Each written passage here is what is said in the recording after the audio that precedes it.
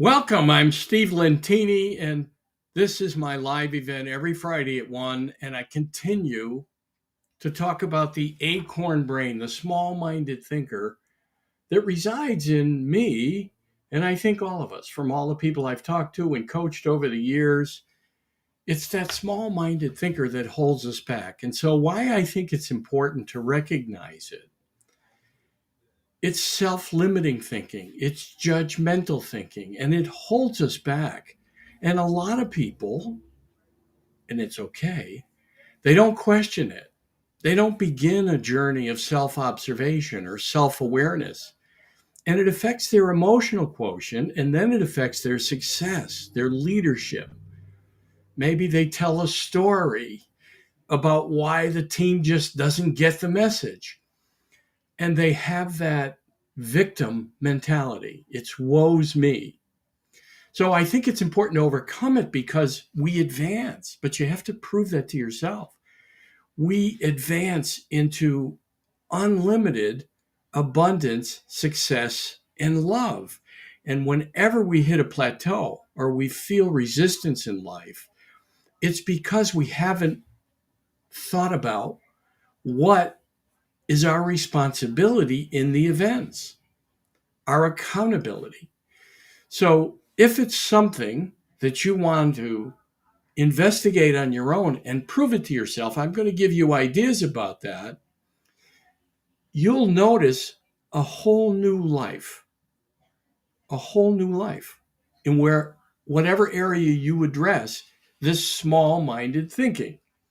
So I think it's important. I hope you agree.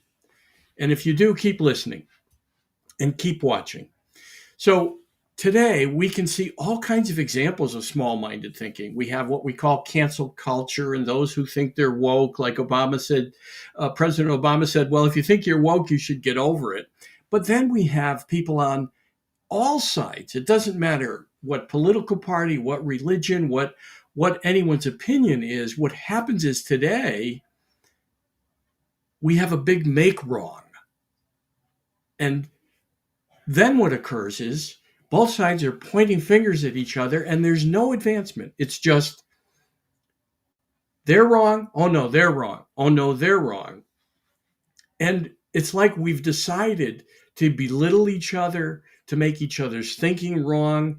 And you can see how it hurts our society, right? Think about politics, how stuck they are. But again, think about how certain religions make the other religion wrong, and some of them have been fighting for thousands of years, and it's the same, in some cases, the same religion, just different factions. But small-minded thinking has led us down poor roads, terrible roads. Despotic societies came from small-minded thinking, and it started very little, right? Acorn brain, a few thoughts, making one religion wrong, one race wrong, one particular country wrong, and then it just mushroomed into where people were blindly following some of these despotic leaders or movements. And there is no society that's exempt from it. And within societies, there's small factions of it. If you think of Jim Jones, the cult that ended up drinking the Kool-Aid, the sneaker cult, and then in countries all around the world, there's examples of small-minded thinking where violence breaks out or looting breaks out because people are unhappy with one side or the other for whatever reason. It's wasted energy when we make others wrong, but the only place we can begin is that journey within ourselves. And so if there's a place where you're judging others and you think you're more than some or less than others, that's the place where the acorn brain, that small-minded thinking, I call it, has taken over. But then you can find other examples. If you're in traffic, for example, and you want to close up the space in front of you because someone on the left has just put their signal light on or they're starting to move over, and you get angry instead of relaxing and letting them in. Or someone comes across two lanes to get to an exit instead of going to the next exit, right? Relaxing. we get angry and we're blowing the horn, and it's small-minded thinking. So that's a lower level of it. But on the job, we often make other department managers wrong, or we're gossiping. So if you're gossiping either about neighbors or about coworkers, instead of taking it right to the person, then that's small-minded thinking. There's another example of how you're holding yourself back, because guess what? The person you're talking to about someone else thinks about you.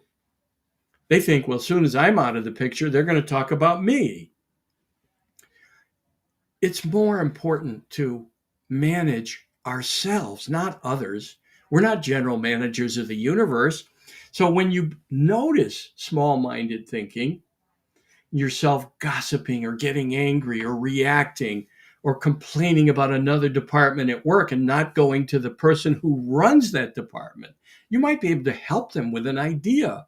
But if you're just gossiping, talking about others, pointing fingers at others, railing at others on social media because they have a political belief that's different from yours, it's craziness. It's small minded thinking. And all of those examples are magnified today. They've increased probably tenfold because we're just not allowing for differences and accepting differences. And we're believing our acorn brain. We're believing our small minded thoughts. That's the place to begin the journey. So, how do you overcome it? Well, one, it's like going to the gym. Physically, we're willing to go to the gym, some of us, not me recently, but we notice the resistance at the gym, whether it's weights or we want to add an extra mile on the treadmill, or maybe it's out on the road. We know when we've reached, say, the 3 mile limit, and we've always done 3 miles, and we decide one day to go 3.5 or 4, we push a little more and we build our endurance or we build our muscle. But we can see that. With the acorn brain, we have to go to the neuro gym. We have to work out and begin to look at our thinking. We have to look at it as a gift. That resistance in life is there to build our muscle for living if we recognize it. Now, some people, of course, are stuck in a certain place. They're never going to change, and that's okay. We get to see how that looks. We can see all kinds of people who aren't willing to grow. Even in political parties, we mostly have two political parties, and just look at any convention to see people blindly following and voting the ticket instead of looking at all candidates and listening for things that would help society. I wouldn't vote for people that are just getting up in a campaign and pointing fingers at others and making them wrong. It's small-minded thinking. But I don't vote one ticket. But I'm not saying I'm any better than anyone else. I'm full of SH somewhere. I just understand that what I've learned and taught myself over time is that it's healthier to look at all perspectives, all sides of an issue, including with the people I want to lead the country. And if they sound like they're small minded thinkers, pointing the fingers at others, they're not going to get my vote. But it isn't just in politics, it's at work, it's in our faiths. We have a whole group of people who believe they have the faith. And there's many that think that way, different faiths. We live in a universe. We live in something limitless. And it's our job to learn to overcome small-minded thinking. Even in colleges and universities today, there's many examples of colleges and universities that are teaching people, and even in high schools and middle schools, our teachers and professors are teaching people, not all, but in many places, what to think, not how to think. And the purpose of a higher education or any education was to take a narrow-minded person, an acorn brain, small-minded thinking, and open their thinking. I mean, for example, recently the University of Austin is being formed by a group of investors, many liberals, who said that liberalism used to be the platform or the ideal of liberal thinkers, that you would look at all sides of an issue, that they were more accepting. And what they found was that many universities are limiting debate and limiting looking at all sides of an issue, because they're saying we reject this group or that group, and we want safe spaces for people who feel threatened by one group or another. Just think how crazy that is, how small-minded that is. And so this group of people formed the University of Austin, you can Google it, where their mission is to invite students who are looking for a university that will consider all points of views and teach about it, looking at things from all sides of an issue. Imagine that we even have to have a new university with that idea. And it's because of the examples of small-minded thinking, limited thinking, breaking out in even our higher education. And that's an example of those that are teaching and instructing thinking small-minded, because they want everyone to think like they do. Imagine if we all looked alike, thought alike, talked alike. It wouldn't be life. The whole idea of this existence is to bug us, to get us to consider other ideas, to learn and grow from others, to ask, how'd you come to that conclusion? What are some of your ideas on that? Where did you get this idea? What were the facts you used to come to this conclusion? I just would like to understand it, all sides of the issue. And then you don't have to change your mind, but you could consider it. You could consider it. And if we don't learn as a society to overcome it and become more productive, healthier, then the outcome, it could be devastating to our economy and our country. This is supposed to be a country of free thinkers and freedom. And when you look at authoritarian societies and dictatorships and some of the despotic societies of the past, you can see what happened. It started with closed-minded, small-minded thinking. But in one's life, imagine the only person you can manage is you. Imagine if you're not investigating all sides of an issue, not open to other people's ideas and conclusions, maybe even not open to someone pushing back on you and saying you might be full of shit. Pardon my French somewhere. I wrote the book, You Might Be Full of Shit If. And then I also wrote, You May Be Full of Number Two. After all, we know better, the woke edition.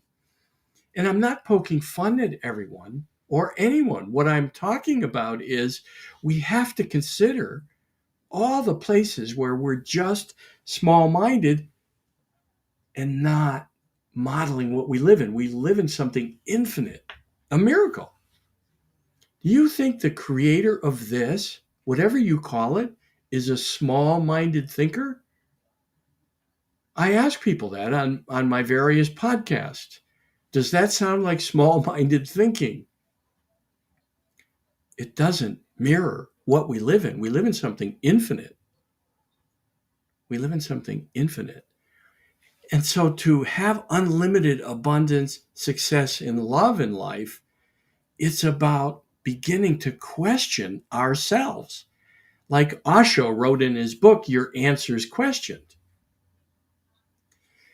So to begin the journey of how to discover where you've got small-minded thinking, it's a different look at life. Number one is you begin to accept all of life as gift, especially the people and the moments that bug you. The Western society today, we want to run away from everything. And if resistance is building your muscle for living, running away from it just delays your gain if you stayed with it and made the inquiry. All right, what is this here for? For me to learn from. How can I learn and grow? What can I do differently? How can I change? Why does this person bother me? Maybe they're mirroring you. Maybe you've been just like them. If you accuse someone of being an obnoxious idiot, have you ever been one? Perhaps this other people. But you thought you were right. Maybe you blew up in a supermarket or at a retail clerk or at a customer service line where you weren't getting what you wanted and you let them know. I gave them a piece of my mind. First, you have to develop a level of thinking above your thinking, right? Then be willing to look at life, all of life as a gift, especially the difficult moments, the places and the people that challenge you and bug you. Because why else are they there? Just to bug you. That's what most people say. That's the ones who rail at others on Twitter or Facebook. They're just making people wrong so they can be right. And after all, they think they know better. They know better. I mean, even COVID, for example, that's an event certainly out of our control, like a tornado or a hurricane or those events in life, tragedies, and we've all had them in our families. But our response to them is what their purpose is. And you can just look at COVID, for example, where one set of experts was being listened to. They're the experts, they're science, but there's always other opinions. There were other groups of experts shut down by social media, by tech giants who, after all, they think they know better. They're woke. Even in the news, take journalists today. They're not reporting facts anymore, especially in cable news. They're not required to anymore to have both sides of an issue. Some stations do, but most don't. They're just commentary. They're not news anymore. If you're listening to them to get the news, that might be blindly following anything. They're supporting a narrative. So they report something that fits what the message they'd like to send to all of us, because after all, they know better. To think that the American people can't make decisions, if we got the facts on COVID, we would all make our own choices. Government's job really is to help us live, not keep us from dying. We're all going to die. I hope it's not before this video ends in 12 minutes. I hope you live a long life. So you begin to accept and embrace all of life as a gift, and that we're in a miracle, something infinite that we don't truly understand, instead of railing against every event that doesn't fit your picture. And then instead of escaping with drugs or alcohol or sex or binge watching or whatever it is we escape with in Western societies, so many video games, there's just so many places that we have for an escape. Of course, drugs and alcohol are big ones. And it's people running away from what is. They're railing that life isn't fair. It sucks. Really? Okay. That's one way to look at it. That's okay. Until you come to another conclusion, though, your life won't change. So it's been said that living in a universe, what you resist persists. And what that means is until you get the lesson, you're going to keep getting the opportunity to rail against it, to be the victim, to tell the story to everyone. Whoa, what's happening to me? You can't believe. And typically we find people who will say, you think that's bad? Listen to what I'm going through. It's all BS. It's a story we're telling ourselves. So you begin to embrace life. You develop a level of thinking above your thinking, and you can reverse that order, by the way. It could be first you begin to embrace life, and then you develop a level of thinking above your thinking. Or you could develop a level of thinking above your thinking, start to notice where you react, record and journal the people that bug you, the things that bug you, where you think your life is out of whack, and then begin to think, okay, what's it here to teach me? How can I learn and grow? How can I change? Because you're the only one you can control. You can spend 40 minutes railing against someone on the internet that you disagree with, but are you really going to change their mind? No, you're going to make them angrier and close them off even more. If you're on the job and doing those things, again, right, you begin to notice where you react and who you react to. Are you open to pushback? If you're a leader, are you making people wrong? If you're gossiping about others in management meetings or other departments, or oh, this one just doesn't get it, just think what you're modeling as a behavior. You won't have people that speak up around you. In fact, if you say, well, I'm surrounded by yes people, that's you modeling that behavior. You're creating that. So you begin to be willing to go to the neuro gym. I challenge you to do that. Start to look at who bugs you and what bugs you. Look at where you're small-minded, narrow-minded, and be willing to listen to all sides of an issue before you decide. Eventually, you may decide, but you also may change your mind. I was once a Democrat, then a Republican, now I'm an independent. That's what works for me now. I personally think we should have 3 or 4 or 5 viable parties so that Congress would have to be filled with negotiation to find a majority. It would work much better than both sides that we have now making each other wrong and pointing fingers. Gridlock. We're stuck. That's what it leads to. But it leads to gridlock in your life. It leads to gridlock in your life when you're not looking at how you can grow, what the gift is of things that bother you and people that bug you, and wanting everyone to think like you and railing against those that don't and making others wrong. So then you continue the neuro gym by the journey itself. You continue to look at things that bug you and people that bug you because it doesn't go away. There is no destination. So I challenge you, begin working on your small-minded thinker wherever you notice it. Begin to develop that level of thinking above your thinking. Begin to consider all sides of an issue and perhaps changing, maybe, and see what occurs. Prove it to yourself. That's my challenge. Begin to experiment with your thinking. Question your answers and see if it changes your life. See if it makes a difference. Don't take my word for it.